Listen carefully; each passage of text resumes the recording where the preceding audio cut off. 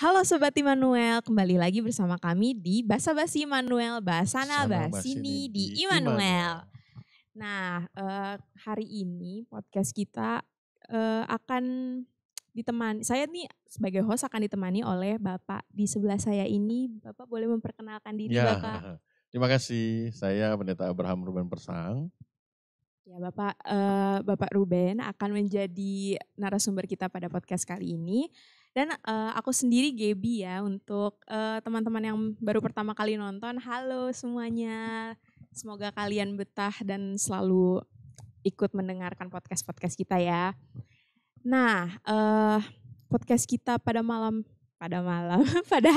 kali ini itu akan membahas sesuatu yang ada sangkut pautnya dengan pemilu nih Pak. Ini Wah, sebenarnya terinspirasi sih temanya karena pemilu ini, yaitu menerima kekalahan. Kalah dikit nggak ngaruh gitu. Karena kan emang pemilu kan kompetisi juga ya Pak ya. betul. Ada yang menang, ada yang kalah. Nah ini nih kita mau fokus ke bagian kalahnya. Karena menurut saya menjadi pemenang itu lebih mudah dari kalah. Makanya mari kita bahas Pak pada podcast kali ini ya kan. Nah makanya teman-teman stay tune. Kita akan membahas lebih dalam lagi di segmen selanjutnya. Jadi stay di podcast Basa Basi Immanuel, Bahasana Basini di Immanuel.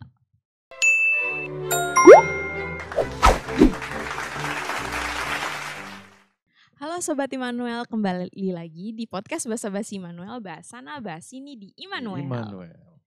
Nah, masuk ke tadi pembukaan kita ya, kita kan udah sempat infoin kalau kita tuh akan membahas tentang penerimaan kekalahan.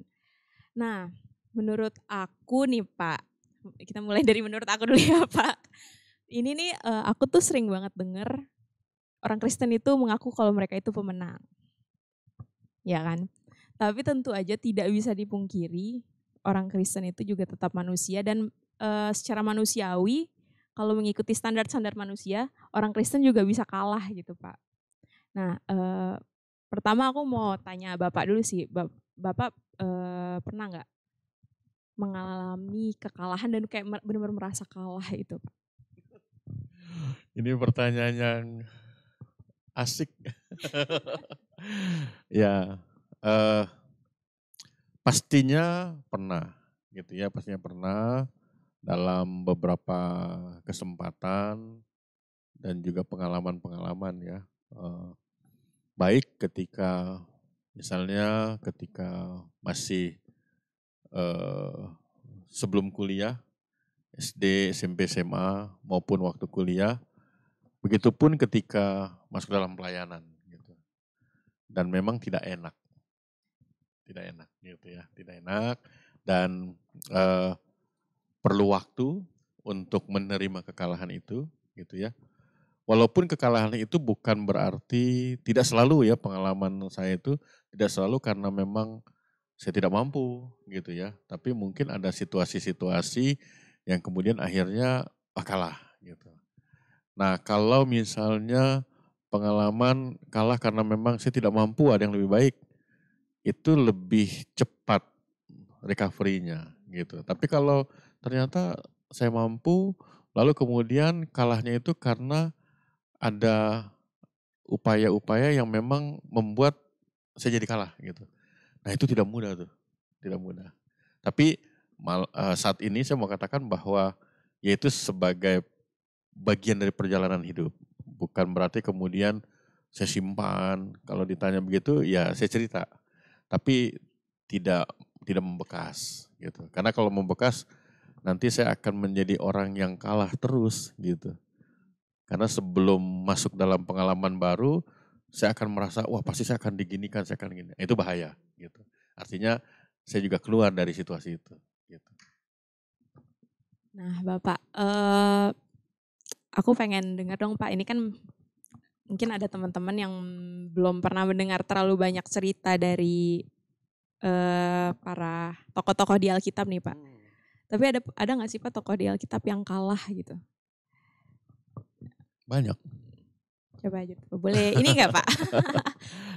Dan bagaimana dia menanganinya gitu Pak? Ada yang dari pandangan kita bisa kayak penanganan kekalahan dia tuh buruk, penanganan kekalahan dia tuh baik gitu. Itu ada nggak? Yang patut harus kita syukuri adalah Alkitab itu menceritakan tokoh-tokohnya yang padanya gitu. Eh, saya ambil contoh, misalnya kita baru lewat berapa waktu lalu Minggu Transfigurasi ya, ada Tuhan Yesus di Gunung Tabor, dilihat oleh Petrus, Yakobus, dan Yohanes, ada sosok Musa dan ada sosok Elia. Itu orang-orang yang pernah kalah. Orang-orang yang pernah kalah, bahkan kalahnya itu bukan karena seperti yang tadi saya cerita ya, bukan karena mereka tidak mampu gitu, tapi karena hal-hal yang subjektif, hal-hal karena orang merasa bahwa orang ini aneh nih gitu, orang ini nggak mau ngerti kita gitu. Misalnya seperti Musa gitu ya. Musa ya kita tahu bagaimana dengan situasi ketika dia lahir itu sebenarnya dia berada pada situasi untuk dikalahkan gitu. Kalau saya boleh pakai istilah itu ya, bahwa ada kebijakan penguasa saat itu mengatakan bahwa nggak boleh ada bayi laki-laki. Bayangkan itu, sebelum lahir sudah ada situasi harus kalah. Wah itu kan ngeri gitu. Tapi ternyata ya ada invisible hand, ada tangan Tuhan lewat ibunya Musa, lewat kakaknya Musa, lewat putri Firaun gitu. Tapi apakah sampai di situ terus eh, ada cerita kemenangan, success story atau glory story di situ? Enggak juga. Ternyata dari situ Musa mengalami ketika dia berusaha katakanlah untuk menunjukkan katakanlah solidaritasnya, menunjukkan kepeduliannya dengan berpihak kepada orang-orang Ibrani yang ditindas, ternyata ditolak. Kekalahan yang tidak mudah untuk kita terima adalah bukan kekalahan secara fisik dan material, tapi kekalahan yang non material gitu. Dan itu membekas gitu. Jadi ketika Musa punya niat baik membela, malah dibilang siapa kamu? Wah, itu pernyataan yang buat Musa yang gak ada harganya apa-apa gitu.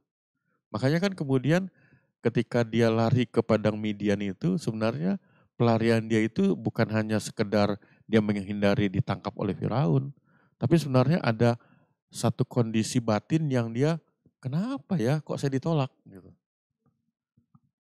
Kan ngeri. Orang sudah tidak dihargai terus ditolak gitu. Padahal yang menolak itu adalah yang dianggap oleh Musa orang yang memang saya berpihak, saya mau menolong gitu. Nah, terus secara singkat ketika Musa memimpin orang Israel. Ketika memimpin orang Israel keluar itu kurang lebih 40 tahun, itu enggak semuanya diisi dengan success story gitu. Baru ditolong sebentar, dicaci maki. Baru ditolong sebentar, dituduh macam-macam. Baru tolong sebentar, ditinggalkan gitu. Dihianati gitu. Itu yang kalau boleh saya pakai sebagai uraian tentang kekalahan. Jadi kekalahan itu bukan hanya saya lemah, tapi juga dihianati, ditolak, dilawan dan lain sebagainya gitu, dan tidak dihargai gitu. Nah, dari itu yang tadi saya bilang kita patut bersyukur bahwa Alkitab menceritakan apa adanya dan ya Musa dalam perjalanannya dia bereaksi, dia temperamental, dia emosional, dia juga bahkan dalam tanda petik sempat protes sama Tuhan begitu. Tapi akhirnya itu semua membentuk dia gitu.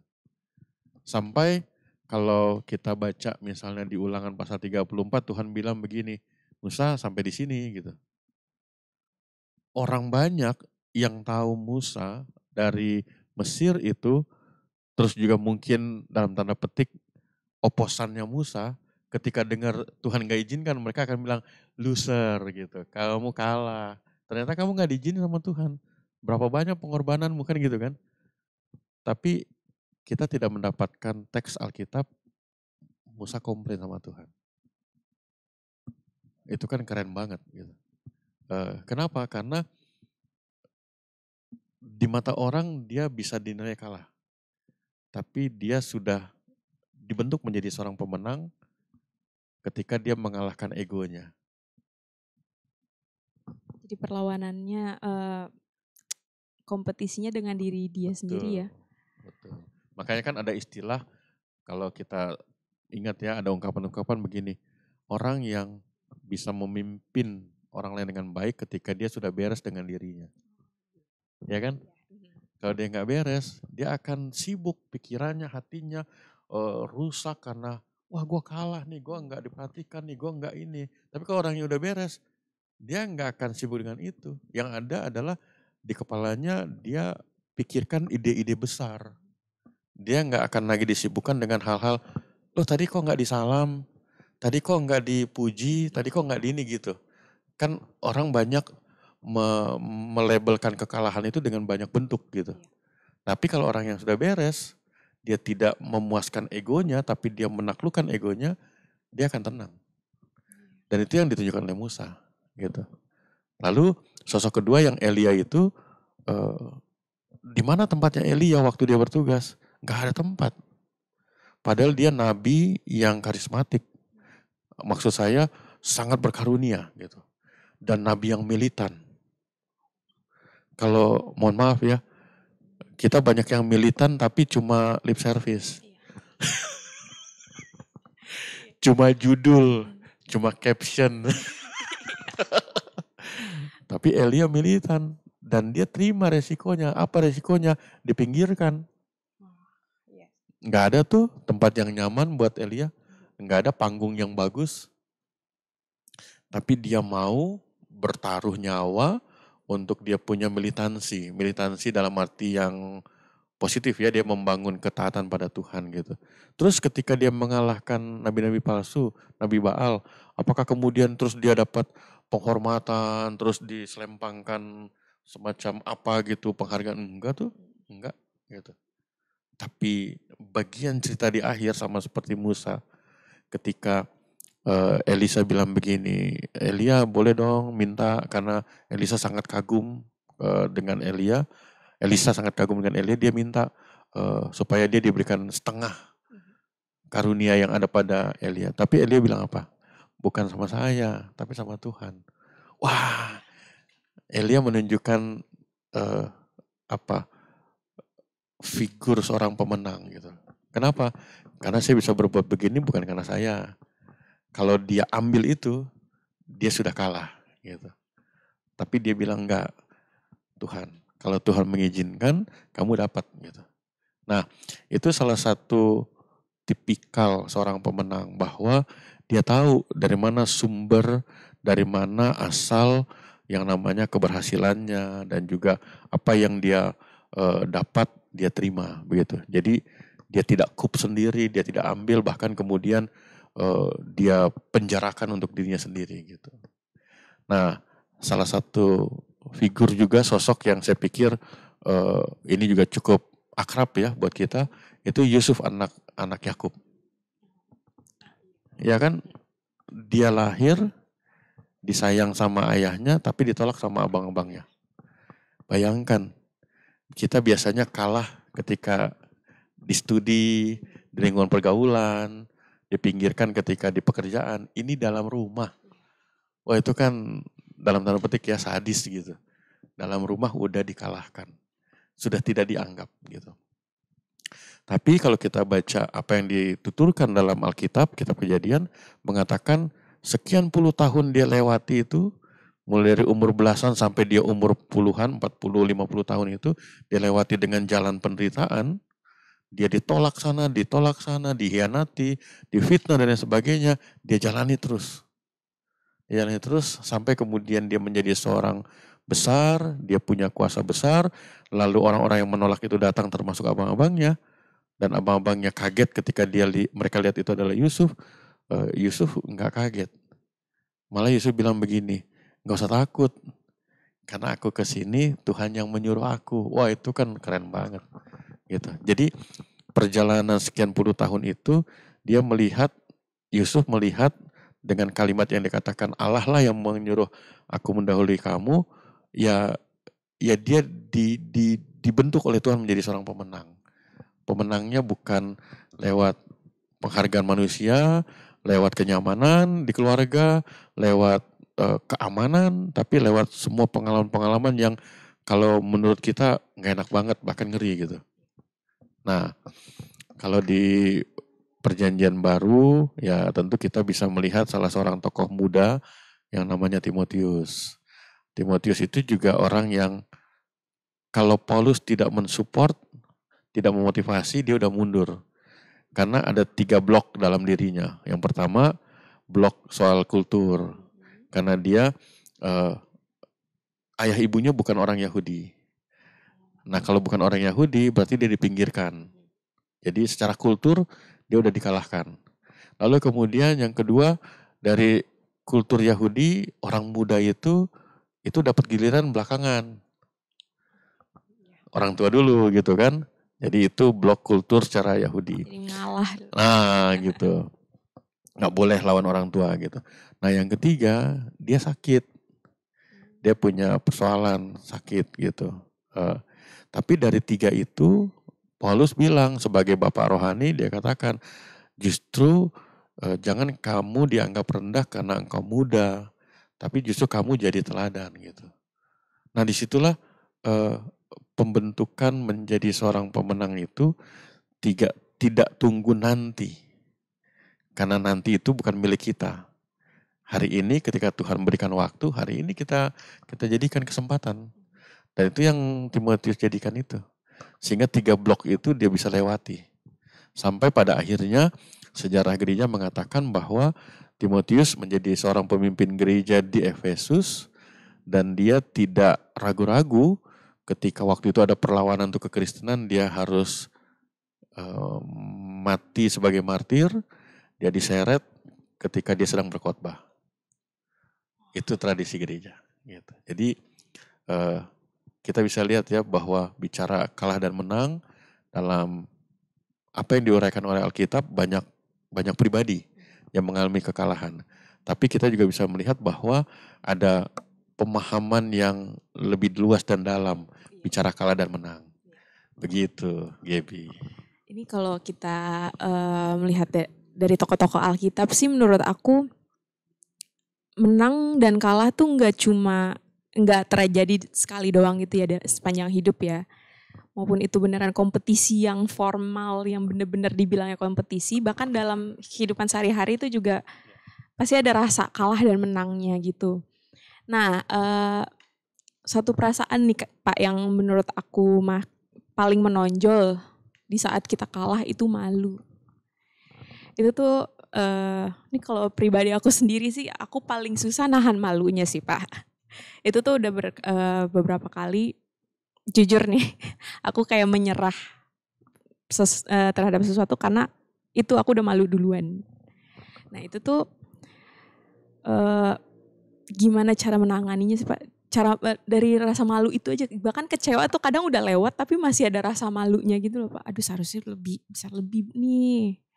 Seharusnya performa gue tuh gak kayak gini.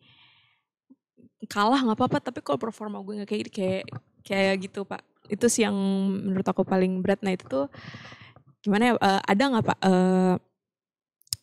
pesan dari Alkitab atau tokoh dari Alkitab gitu yang melawan rasa malunya itu? Memang ada, tapi situasinya berbeda ya, situasinya berbeda.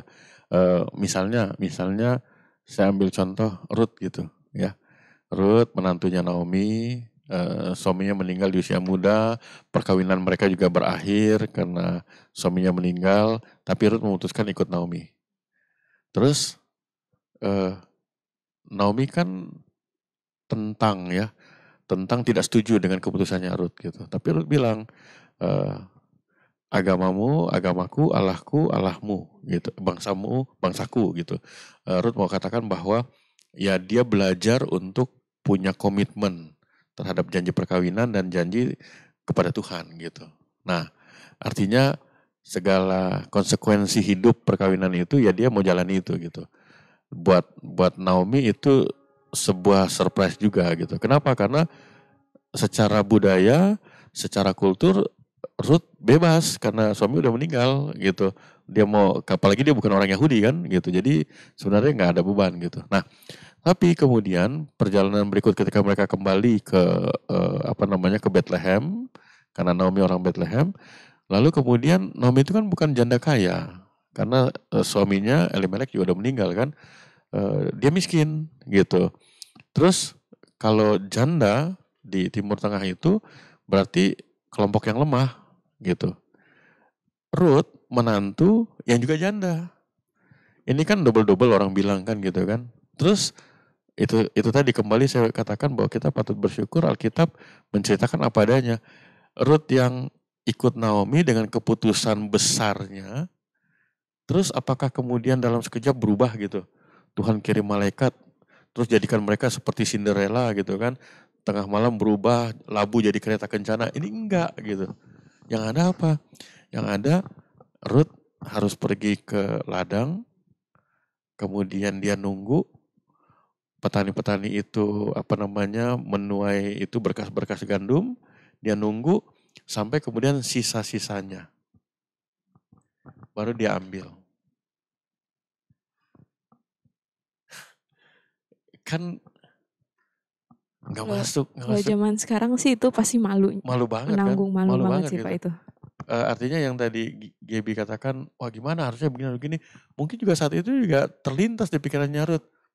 Mestinya gue gak usah ngomong gaya-gayaan lah ikut Naomi gitu. Ternyata kan gue harus ambil gandum gitu. Tapi Alkitab kasih tahu bahwa ketika Ruth ambil itu, ya dia ambil. Naomi malah sempat pesan, kalau kamu ngambil itu hati-hati ya. Di Timur Tengah itu bicara tentang pemerkosaan, apalagi seorang perempuan yang tidak bersuami. Wah itu resikonya besar, apalagi di ladang begitu. Saya ajak kita untuk melihat bahwa hidupnya Ruth dengan keputusannya itu gak mudah gitu. Dan mungkin saja terlintas yang tadi Gaby bilang, kenapa ya gue ngomong begitu ya? Mestinya sih gue gak ikut mertua gue nih gitu. Tapi ya tetap dijalani. Tetap jalani sampai kemudian yang punya ladang itu Boas terus melihat gitu. Itu pun gak langsung, wah kasihan ya gini, enggak. Tetap harus lewat Boas karena seorang yang baik, seorang yang juga jaga norma-norma yang baik, dia bertanya dulu dengan ininya, sukunya, dengan keluarga besarnya gitu. Terus pertanyaannya di mana Ruth? Ya belum apa-apa, belum mendapat tempat yang bagus gitu.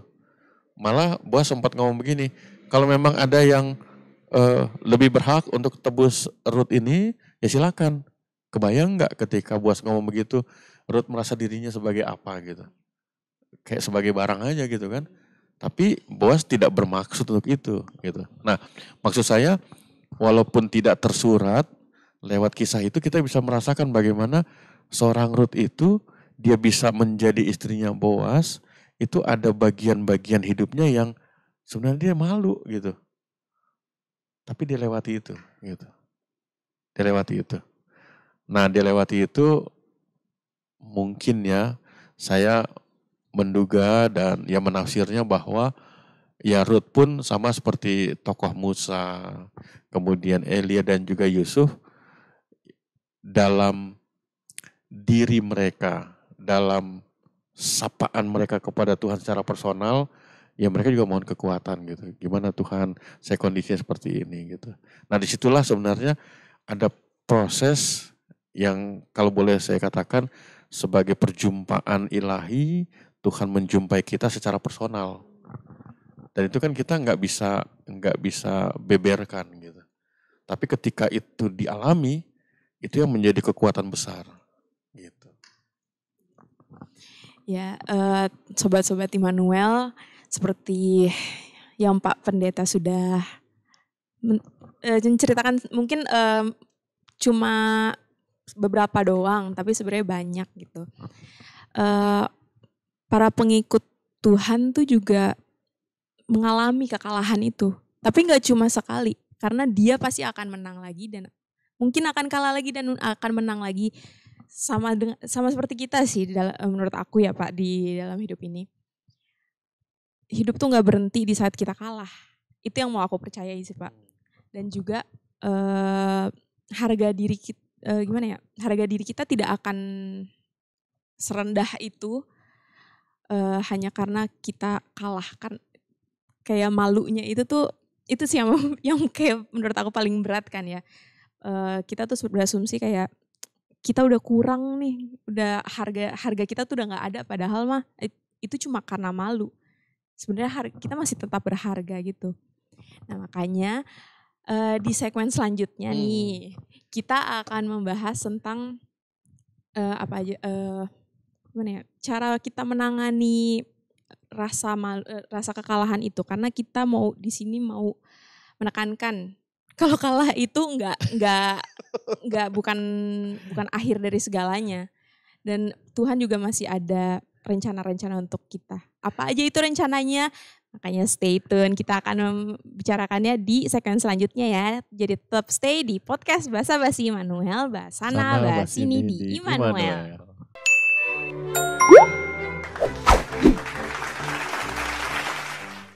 Halo Sobat Immanuel, kembali lagi di podcast Basa Basi Immanuel, Basana Basini di Immanuel. Nah kita nih sekarang mau melanjutkan ngomongin kekalahan Pak. Tapi kan tadi kan kita udah mendengarkan siapa aja gitu tokoh Alkitab yang kalah. Kayak gak cuma manusia-manusia kayak kita yang kalah. Tokoh-tokoh di Alkitab juga kata Bapak banyak yang kalah. Tapi tentu aja dengan bantuan Tuhan mereka menjadi pemenang juga. Nah makanya di segmen ini kita nih mau ngebahas gimana sih cara penanganan rasa kekalahan itu menurut Alkitab gitu. Kayak baiknya gimana secara spiritual gitu. Iya, saya pernah baca satu buku ya yang dia menuliskan tentang sebuah ilustrasi. Ilustrasinya begini. Jadi ada dua orang rahib, begitu. Rahib itu seperti pemuka agama, pendetakah atau pastor gitu. Nah, ketika mereka nyebrang sebuah sungai, lalu ada seorang perempuan cantik gitu, tapi nggak berani nyebrang. Rahib yang satu cuma melihat dari jauh. Rahib yang satu lagi langsung menawarkan sama yang perempuan ini. Terus diangkat. Perempuan itu mau, terus diangkat, terus diseberangkan gitu. Seberangkan, sudah. Terus karena sudah diseberangkan, mereka kembali dan kemudian melanjutkan perjalanan. Udah tinggalkan. Si rahib yang satu nih yang tadi ambil jarak itu, dia bilang gini, kamu kok bisa ya?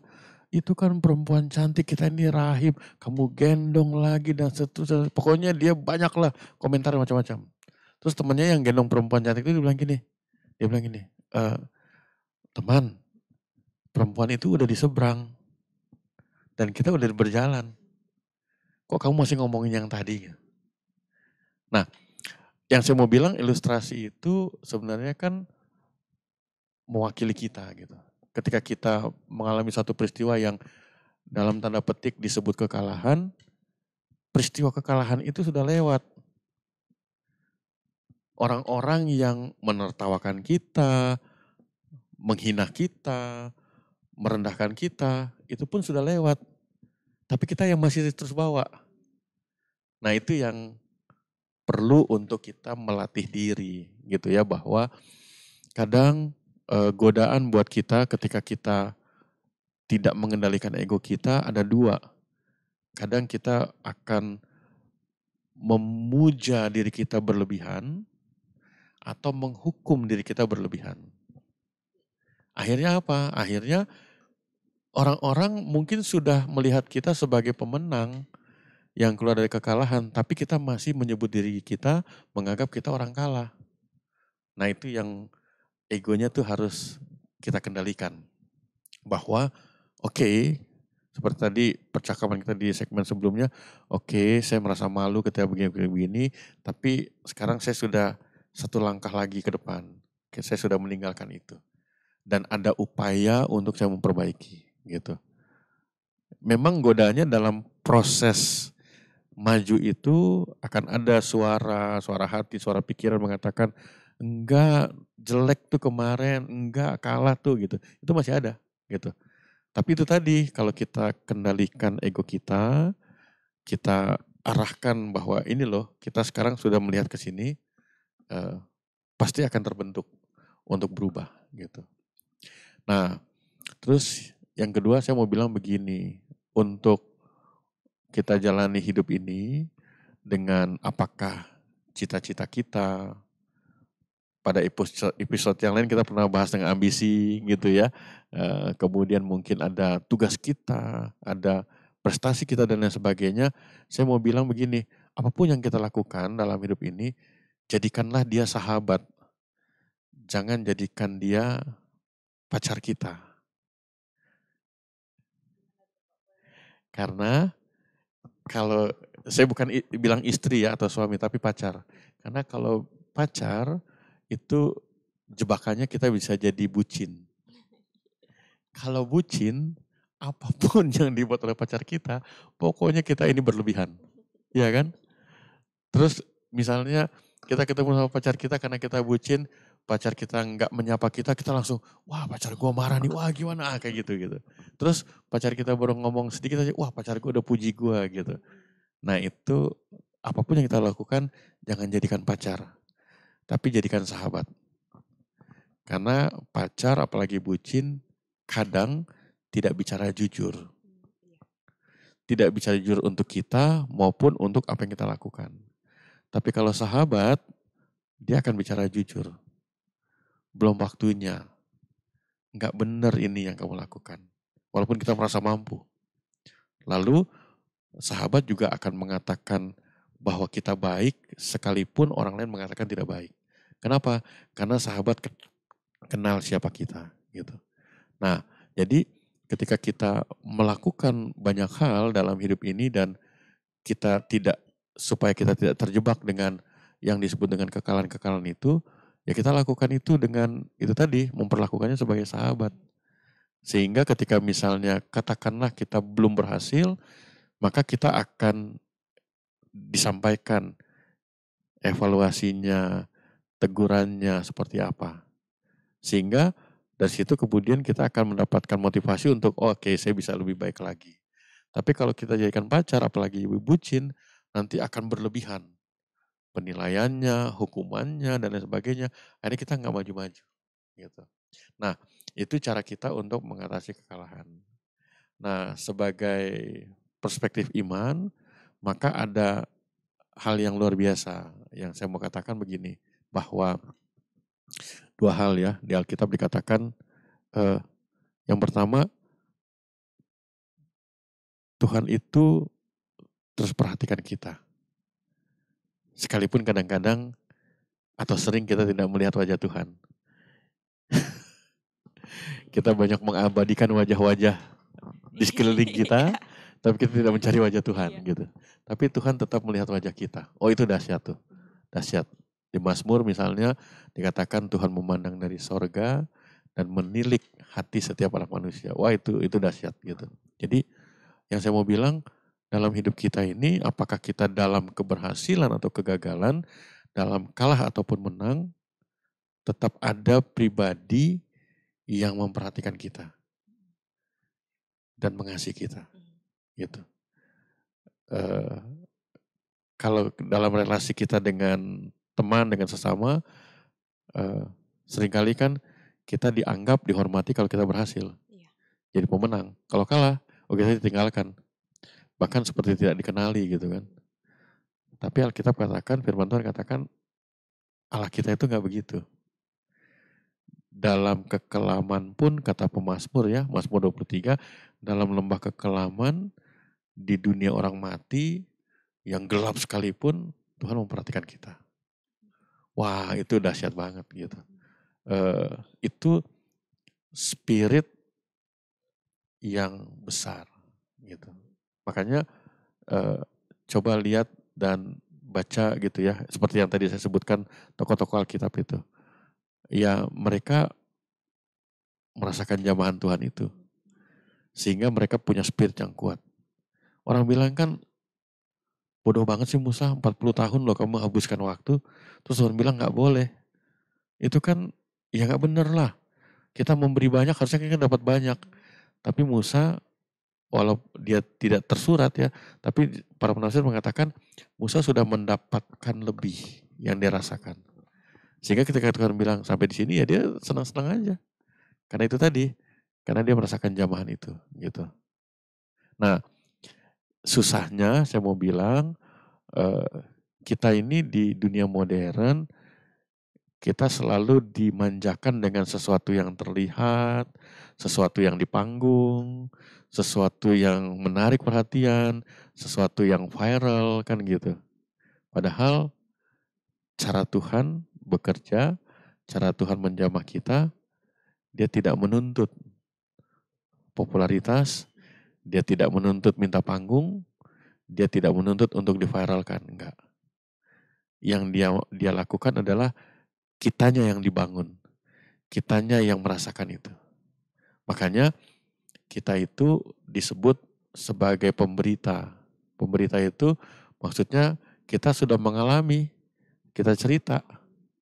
Jadi kita bukan mentransfer informasi, tapi kita mentransfer pengalaman berjumpa dengan Tuhan. Gitu.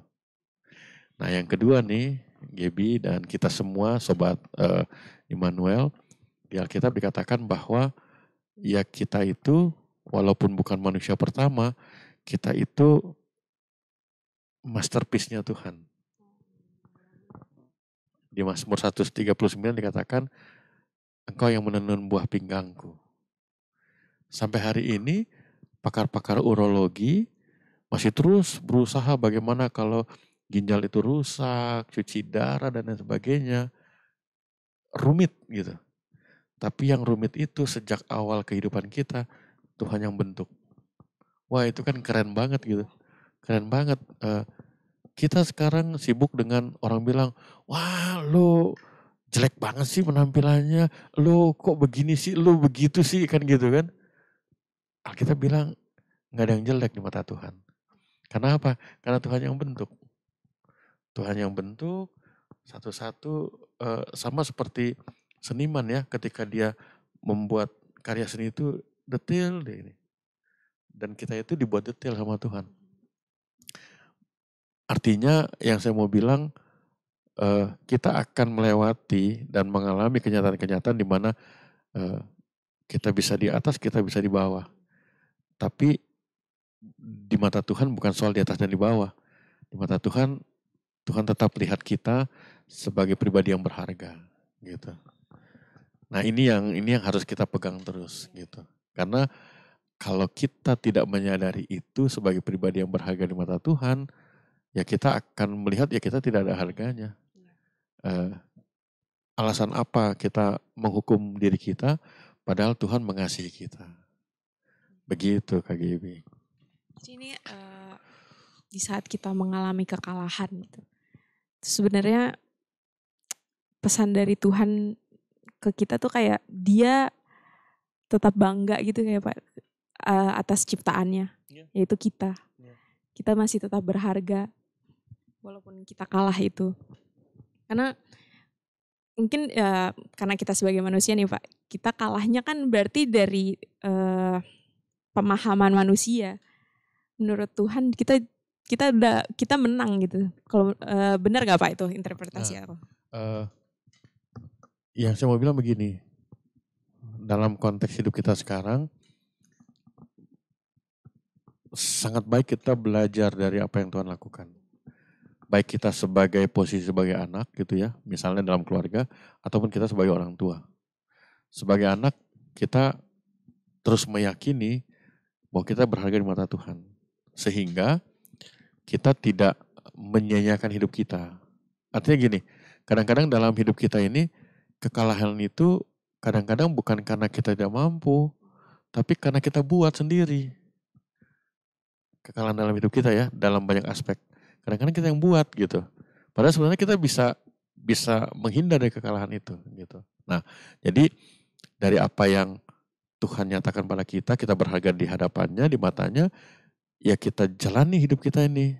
Kalau Tuhan bilang kamu berharga, ya kita tunjukkan bahwa kita ini adalah berharga gitu. Jadi jangan orang Tuhan mengangkat kita begitu tinggi kok kita merendahkan gitu kan. Nah, terus yang kedua kalau dari sisi orang tua, kita juga belajar dari Tuhan gitu ya. Belajar dari Tuhan dalam artian apa? Tuhan kan tidak menerima miliknya, ciptaannya yang bagus-bagus aja. Seorang presiden kah, juara pertama terus, kemudian IQ-nya bagus, terus kemudian orang paling kaya, enggak. Semua Tuhan rangkul. Dalam artian kita sebagai orang tua, ya kita belajarlah dari kasih Bapa itu bahwa ketika Tuhan percayakan anak-anak atau cucu begitu, ya semua berharga. Jadi jangan kita beda-bedakan, lalu kemudian kita singkirkan satu dengan yang lain gitu. Pasti dalam perjalanan anak-anak itu kan ada lebih dan kurangnya. Giliran yang berhasil kita puji sedemikian rupa, giliran yang ini kita jelek-jelekin gitu ya. Dari opa-oma gak ada yang model seperti kamu nih, kan sedih kan gitu. Makanya kan di bagian lain Paulus bilang jangan Bapak itu menyakiti hati anaknya gitu. Nah artinya dalam hal ini kita juga belajar dari kasih Bapa sebagai orang tua, ya kita merangkul semua. Karena dekapan orang tua, pelukan orang tua, tidak ada yang bisa menggantikan. Ketika anak itu dalam kelemahan, dalam kekalahan, dekapan, pelukan orang tua, itu kekuatan. Kalau dari pandangan aku sih, anak-anak kan titipan dari Tuhan ya ke orang tuanya. Jadi dekapan orang tua itu juga dekapan Tuhan lah kan. Betul. Tuhan yang udah kasih anaknya kan. Jadi saya cuma intermezzo saja nih, Gaby. Kalau anak-anak itu titipan Tuhan, jangan dititip lagi ke tempat yang lain. Ya nanti kalau aku urus sendiri kok Pak. Nah ini nih balik lagi nih sumber inspirasi tema pada malam hari ini. Saya pikir udah pemilu lupa. Nih Pak, pemilu nih. Jadi beberapa hari terakhir dari menuju sampai setelah pemilu pun, setelah udah pada coblos-coblosan gitu Pak, itu banyak banget yang kayak kecewa, banyak banget yang langsung hopeless di sosial media tuh, bener-bener kalau aku perhatiin, wah gue takut gitu, wah serem banget, wah kenapa dia sih yang dipilih. Ini kita saat ini kita belum tahu ya presiden kita siapa, karena ini masih dalam fase-fase real count. Jadi masih ini kita belum tahu ya pemenangnya siapa. Tapi tuh kalau masih dalam proses real count ini aja tuh udah banyak banget yang menyuarakan kekecewaan, ke hopelessness gitu Pak. Nah itu tuh ada nggak sih Pak penyemangat di dalam Alkitab atas kekalahan yang seperti ini? Ini kan kayak kekalahan secara massal gitu ya Pak. Pendukung paslon yang kalah ini nih yang merasakan. Dan yang sebenarnya tuh yang kalah tuh bukan merekanya kan, tapi paslonnya kan yang kalah. Tapi tuh pendukung-pendukungnya nih yang ngerasa paling kayak sampai ke hati sakitnya gitu. Ya, biasanya nih kalau orang baru pertama kali jatuh cinta, nah biasanya ya merasa seperti begini nih, gitu. Tapi bukan berarti saya mau bilang orang yang biasa bermain cinta terus gampang-gampang aja menerima ini, enggak. Tapi yang mau dikatakan begini, kalau orang baru pertama kali jatuh cinta dia akan mabuk asmara, lalu pokoknya dia yang mau kekasihnya, pasangannya itu pokoknya yang the best gitu. Ya kan? Tapi kemudian ternyata tidak, dia akan merasa kok begini ya gitu. Jadi kayak kecewanya luar biasa gitu. Nah, biasa kalau orang mabuk asmara itu kan ya pokoknya segala sesuatunya yang terbaik gitu. Padahal pasangannya mungkin ada kekurangan atau apa gitu ya. Maksud saya dengan ilustrasi itu mau mengatakan begini, dalam ya tadi konteks pemilu, ya saya bersyukur secara pribadi dengan usia yang ada mengalami masa presiden kedua Pak Soeharto, kemudian mengalami masa ketika reformasi. Waktu itu saya masih vikaris dan peristiwa Trisakti itu tidak jauh dari kontrakan di mana saya mengontrak sebagai vikaris. Lalu suara senapan itu kedengaran kuat. Lalu itu tanggal 12, lalu kemudian tanggal 13-nya saya oleh mentor disuruh pulang. Waktu itu saya vikaris di GPB Petrus, terus disuruh pulang. Rumah kami waktu itu di Bekasi Timur, di perumahan Jatimulya. Jadi saya dari Petrus yang di Jalan Musi itu naik ke jalan Jembatan Tomang, keluar ke arah Slipi, dan itu banyak orang juga berjalan dari kantoran segala macam karena itu dipulangkan. Lalu dari situ saya jalan sampai dengan Cawang untuk masuk pintu tol. Jadi kalau ada persimpangan ke kanan ke Halim, itu kan sebelum situ tuh ada poolnya PPD dulu namanya gitu. Nah di situ pun saya dengan orang-orang yang karyawan-karyawan itu jalan, melihat Sleepy Jaya dibakar, kemudian melihat yang hero yang di pinggir jalan itu juga dibakar, kita lewati itu, terus lihat juga tank-tank lewat gitu ya. Sampai kemudian pas masuk Cawang itu kami sempat berlari, berhamburan. Kenapa? Karena dari belakang teriak, ada penembak gelap katanya. Dan memang waktu itu saya lihat ada 3 truk tanggung dengan di dalam bak truk itu pakaian tentara, tapi mereka tutup semua, lalu menembak begitu ke arah kami gitu. Ya informasinya itu peluru karet gitu. Jadi saya termasuk dari sekian banyak orang yang lari berhamburan, terus kemudian lompat pagar sembunyi gitu. Dan itu truk sambil lewat, terus lepaskan tembakan. Dari situ mereka lewat, terus kita kembali lagi ke arah Bekasi. Terus sampai di Bekasi itu kami naik truk tronton yang terbuka sampai di Bekasi gitu. Saya ngalamin itu, kemudian ngalamin juga presiden berikutnya ada Pak Habibie. Di situ ada peristiwa Timur lepas gitu ya.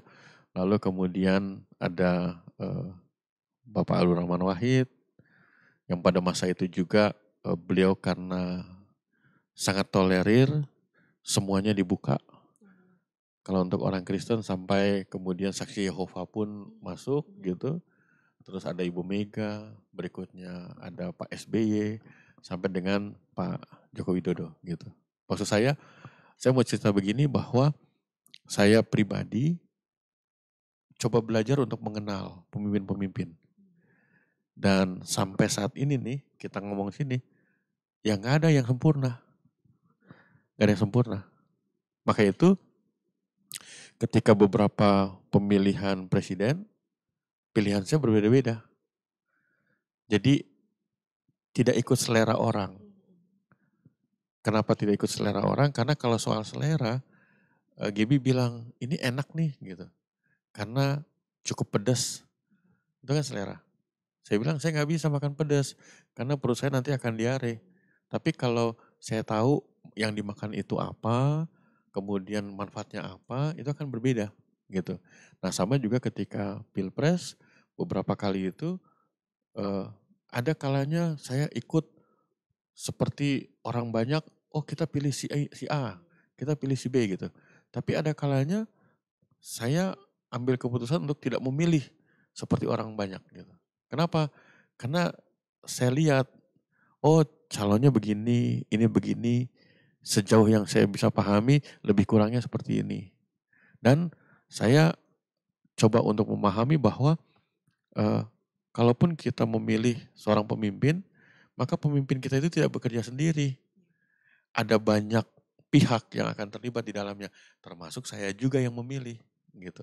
Maka itu ketika kita 14 Februari kemarin memilih itu, ya mungkin pilihan saya berbeda dari orang banyak gitu ya. Tapi saya tahu yang saya pilih, kenapa saya memilih itu. Lalu ada orang bilang begini, wah kok dipilih yang seperti itu, nggak ikut kami, atau kenapa pilih yang tidak seiman gitu. Pernah tuh ada orang bilang gimana ya, di Alkitab itu dibilang kita mesti taat pada pemerintah, tapi pemerintah kita nggak ada yang Kristen. Paslon-paslon kemarin nggak ada yang Kristen juga gitu. Gimana caranya? Eh, Waktu beberapa kesempatan yang lalu ada seminar Alkitab, eh, apa namanya, pendeta Profesor Gedi Singgi katakan begini, ingat loh, waktu Rasul Paulus katakan taat pada pemerintah, pemerintah yang dimaksud itu pemerintah Romawi yang bukan Kristen. Tapi pesan Rasul katakan kita mesti taat pada pemerintah. Nah sama halnya juga dengan kita sekarang. Bukan karena Kristen baru kita pilih. Jadi itu kan selera. Tapi kita pilih karena kita tahu walaupun dia tidak seiman atau tidak beriman secara Kristen, tapi kita tahu apa yang dia bisa lakukan bukan kemarin, tapi hari ini dan ke depan. Saya mau cerita nih sama Gaby. Dulu ketika bicara saya yang dulu, saya itu paling nggak pede dengan rambut saya. Sekarang rambut udah habis nih, udah mulai habis. Dulu rambut saya tuh berdiri gini. Sampai saudara, teman segala macam, Ben hati-hati, kenapa? Nanti tukang balon lewat, jangan deketin tukang balon, nanti pecah katanya. Sampai begitu gitu. Tega juga nih. Sampai begitu. Terus saya kan berusaha untuk ketika mulai SMP dan seterusnya, pakai minyak rambut. Terus dibilang, lu pakai minyak gorengnya siapa sampai begitu? Kayak begitu gitu. Ada aja gitu. Tapi yang saya bilang bahwa mungkin ada orang yang punya pengalaman lebih berat, lebih menekan seperti itu. Atau mungkin nggak pengalaman itu ya. Tapi yang saya mau katakan bahwa oke, dulu saya begitu, tapi dari waktu ke waktu apa yang saya lakukan ke depan. Nah, hal yang sama ketika kita melihat dan memilih. Memang ada catatan masa lalu yang tidak boleh diabaikan. Tapi kan harus dihargai ketika orang-orang itu punya perubahan, punya perbaikan. Memang untuk mencermati, menilai perubahan itu dalam konteks politik, memang kita harus double check. Kenapa? Ya mestinya sih kalau politik itu dilakukan dengan baik, itu tidak mencurigakan gitu ya. Nah jadi itu dilakukan, menghargai perubahan orang, lalu kemudian juga melihat apa ide-ide yang dia punya gitu. Indonesia ini kan kalau saya mau umpamakan, dia seperti kapal induk yang besar banget. Yang mungkin kru kapalnya yang di bagian mesin sama dengan yang di navigasi di atas mungkin nggak kenal. Karena belasan ribu kalau yang namanya kapal induk. Apalagi kita yang 272 juta ini gitu. Jadi tidak mudah. Dan ya kita bersyukur bahwa Indonesia sebagai negara besar ini, kita bisa lihat ya, negara-negara besar di dunia sekarang udah banyak yang pecah gitu. Maksud saya tidak mudah untuk memilih seorang pemimpin untuk negara yang besar ini gitu. Maka itu kita masing-masing warga negara kita punya pilihan, punya pertimbangan gitu. Nah, jadi yang tadi saya bilang hal yang ketiga adalah kita mau lihat dari pasangan-pasangan itu idenya apa gitu untuk bangsa ini. Kalau idenya masih sektarian, idenya masih apa, ya harusnya jangan gitu. Karena Indonesia tidak dibangun oleh satu suku, tidak dimerdekakan oleh satu dua orang, tidak terjadi hidup seperti ini oleh karena sekelompok orang, tapi Tuhan pakai banyak orang gitu. Nah, ketika sampai kepada tanggal 14 Februari itu kemudian kita mencoblos, maka ketika ada hasil paslon yang mendapat suara terbanyak, kita harus lihat itu sebagai kemenangan buat bangsa kita. Jangan dilihat sebagai kemenangan. Wah, makanya Gap, denger kemarin tuh saya udah bilang jangan pilih itu. Bukan itu. Iya kan? Manfaatnya apa? Nggak ada. Tapi ketika kita bilang, kita bersyukur ya bahwa oke, paslon ini yang dapat suara terbanyak, ya kita doakan. Jadi ketika saya memilih dan ternyata pasangan saya ternyata tidak dapat suara terbanyak, bukan berarti kemudian saya berbalik arah atau saya membela habis-habisan, enggak. Tapi saya punya tanggung jawab untuk itu. Atau misalnya paslon yang Gaby pilih ternyata dapat suara terbanyak dan kemudian nanti dilantik jadi presiden, jangan Gaby bilang makanya ikut gua, enggak. Tapi Gaby dan semua orang punya tanggung jawab untuk mendoakan. Kenapa? Karena biasanya ego manusia itu dia bisa jadi serigala ketika mendapatkan kekuasaan. Maka itu kita tetap doakan supaya pemimpin siapapun, presiden yang akan dilantik, wakil presiden, kita doakan. Walaupun mungkin itu bukan pasangan yang saya pilih. Karena dalam perspektif iman, doa itu merupakan kontribusi juga untuk negara kita. Gitu.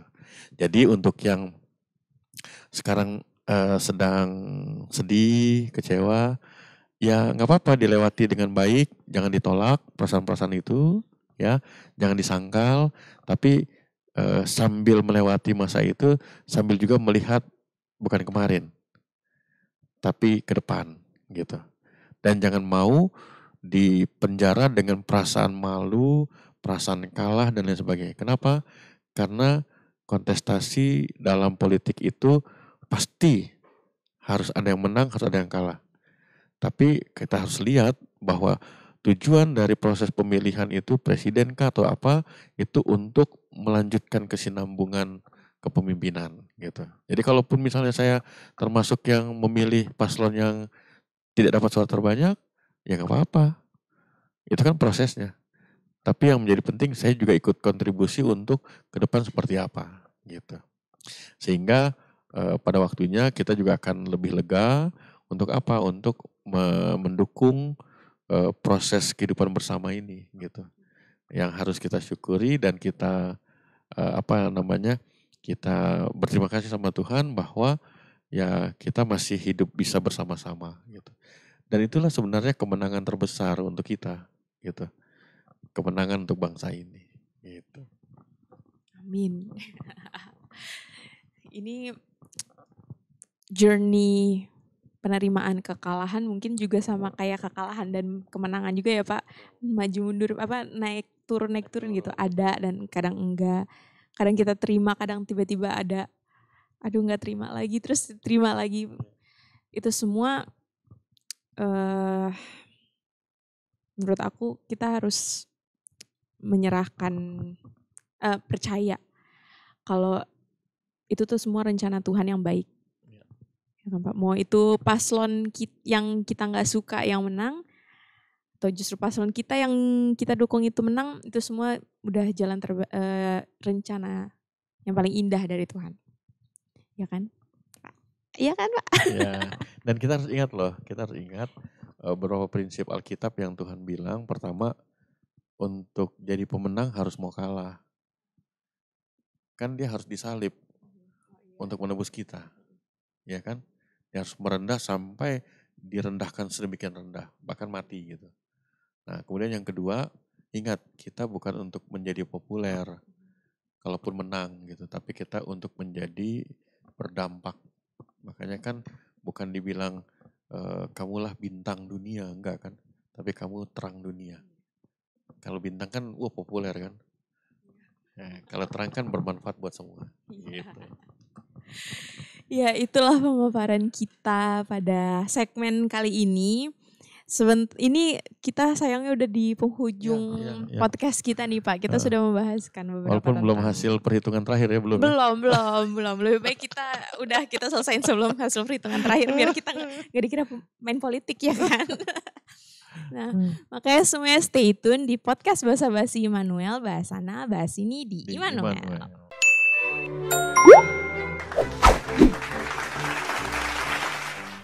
Halo Sobat Immanuel, kembali lagi di podcast Basa Basi Immanuel, bahasana bahas ini di Immanuel. Nah, ini udah menjadi segmen terakhir nih Pak. untuk pembahasan kita tentang kekalahan. Nah, dari segmen pertama kan kita udah sempat ngebahas ya beberapa tokoh dari Alkitab, ada Musa, ada Rut. Mereka tuh juga seperti kita. Mereka juga mengalami kekalahan. Bahkan kata Bapak juga banyak tokoh-tokoh di Alkitab yang justru mengalami kekalahan di dalam hidupnya. Nggak cuma satu doang gitu loh. Kalah menang. Karena seperti yang Bapak ngomong tadi di segmen sebelumnya juga, kita untuk menang kita harus mau kalah gitu. Ya kan? Yang penting kita harus selalu percaya kalau Tuhan tuh tetap menghargai kita. Jadi kita jangan merasa hancur lah. Jangan memandang diri kita itu udah hancur kalau kita itu kalah. Nah, makanya kita dalam podcast ini aku bahas itu. Aku ngangkat topik itu karena itu sih banyak banget orang zaman sekarang kan yang kalah dengan kekalahannya dia gitu. Iya. Ya, siapa tahu sobat-sobat Immanuel setelah mendengar podcast ini kalian juga tidak mau kalah dengan kekalahan gitu. Kalian tetap mau semangat, tetap percaya kalau Tuhan itu menghargai kita juga. Nah, itu yang aku tangkap sih Pak selama pemaparan tadi. Bapak ada tambahan nggak? Ya, tambahannya saya baca ayat Alkitab ya dari Mazmur pasal 37 ayat 5 dan ayat yang ke-6. Dari TB2, serahkanlah jalanmu kepada Tuhan dan percayalah kepadanya, maka ia akan bertindak. Ia akan menerbitkan kebenaranmu seperti terang dan hakmu seperti siang. Ayat ini saya kutip untuk memberikan ingatan buat kita semua, termasuk saya, termasuk KGB juga, bahwa kita nggak pernah jalan sendirian dalam hidup ini. Alkitab katakan bahwa karena kita tahu ada Allah yang mengasihi kita, serahkan jalan kita sama Tuhan. Serahkan itu bukan berarti pasif, tapi serahkan itu di sana dikatakan dan percayalah. Jadi ada tindakan iman. Jadi dia beriman, lalu ada tindakan iman. Jadi ketika bilang percayalah, berarti ada mau ketaatan, ada mau kesetiaan di sana gitu ya. Nah, lalu kemudian dikatakan di sana dan dia akan bertindak. Jadi ada hidup beriman, ada tindakan iman, lalu kemudian ada hidup berimannya gitu. Jadi iman, tindakan iman dan hidup beriman. Maksud saya bahwa ayat Alkitab ini meneguhkan kita dalam keyakinan iman kita ada Allah yang terus aktif. Terus kalau Paulus katakan dalam surat Roma, Allah yang turut bekerja. Kalau saya boleh pakai istilah, Allah yang mau repot. Wah, kita kadang-kadang gak mau repot untuk urusan Tuhan gitu ya. Kita kadang-kadang banyak alasan. Tuhan, kalau kita baca ayat Alkitab, justru terus mencari alasan untuk mengasihi kita. So sweet banget. Kita yang ya harus jujur ya, bahwa kita yang seringkali justru mencari alasan untuk jauh dari Tuhan, menghindar dan lain sebagainya. Nah, ketika dikatakan serahkanlah itu, ya berarti kita ada kepastian. Kita tahu keterbatasan kita, dan kita tahu ada pribadi yang tidak terbatas, unlimited love-nya, kasihnya, dan juga unconditional, tidak bersyarat. Wah, itu kan dahsyat. Sehingga di situ dikatakan di ayat yang ke-6, ia akan menerbitkan kebenaranmu seperti terang dan hakmu seperti siang. Nggak perlu minder, nggak perlu merasa kalah, kalau bukan nama saya disebut di sana. Kalau bukan saya yang dapat trofi itu, kalau bukan saya yang dapat mahkota itu. Kenapa? Karena ayat Alkitab katakan Tuhan akan menerbitkan kebenaranmu seperti terang gitu. Hakmu seperti siang. Ada waktunya Tuhan gitu. Wah, itu luar biasa. Daripada kita ngoyo, orang Jawa bilang, berlomba-lomba untuk mendapatkan ketenaran, dipuja-puji, tapi sesaat. Bahkan minta maaf dalam menuju itu, terus kemudian kita dalam tanda petik memakai berbagai cara. Wah, itu kan juga makin gak jelas gitu kan. Nah, jadi ayat Alkitab ini saya sengaja kutip untuk kita dalam hidup kita secara utuh, saya, Kak Gebi, dan semua kita, Sobat Immanuel, kita tahu ada Allah yang mengasihi kita, yang tadi saya bilang mau repot untuk kita gitu ya. Dan karena itu kita bersyukur apapun yang kita jalani, kita tahu itu terjadi, tidak pernah terjadi di luar kendali Tuhan. Tuhan tahu dan Tuhan juga menyiapkan rancangannya utuh gitu. Sehingga ketika kita misalnya belum berhasil di studi, belum berhasil di jodoh, belum berhasil di pekerjaan, bahkan mungkin mengalami perlakuan seperti apa, kita tahu mungkin banyak orang meninggalkan kita, mencemooh, tapi ada satu pribadi yang tidak meninggalkan kita. Sehingga kita tidak terpuruk gitu. Nah, terus pada bagian berikutnya, ketika kita pada situasi dalam keadaan baik, dalam keadaan yang jauh lebih aman, kita tahu juga bahwa ada Tuhan yang bersama dengan kita.